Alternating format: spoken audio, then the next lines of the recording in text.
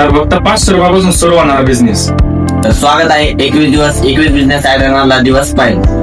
तर आज आपण घेऊन आलेलो आहे तुमच्यासाठी खास फ्रूट सॅलडचा बिझनेस. खाण्याचा ट्रेंड वाढत आहे आणि इथंच आहे तुमची ऑपॉर्च्युनिटी. चला तर हा स्टार्टअप कसा चालू करायचा आपण ते बघू. तर सगळ्यात आधी तुम्हाला काही बेसिक सामान लागेल.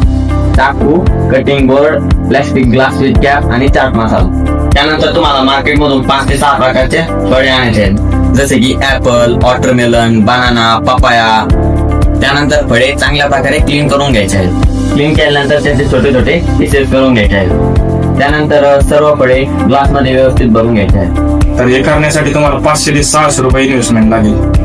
तर बेसिक सामान खरेदी करण्यासाठी तुम्हाला 300 रुपये खर्च येऊ शकतो व फळे घेण्यासाठी तुम्हाला 300 रुपये, असा तुम्हाला टोटल 600 रुपये खर्च येईल व एक कप तुम्ही 50 रुपये ते 60 रुपयापर्यंत विकू शकता. सर्वात मोठा प्रश्न म्हणजे ते विकायचे कुठे. तर तुम्ही ते हॉस्पिटल बाहेर, परत कॉलेज समोर, जिम बाहेर, मंदिरासमोर अशा ठिकाणी तुम्ही विकू शकता. खास करून ते इव्हिनिंग टाइम हा बेस्ट टाइम असतो. ते जर तुम्हाला फुल डिटेल PDF हवे असेल तर कमेंट मध्ये फ्रूट टाईप करा व फॉलो करा. तुमच्या DM मध्ये पूर्ण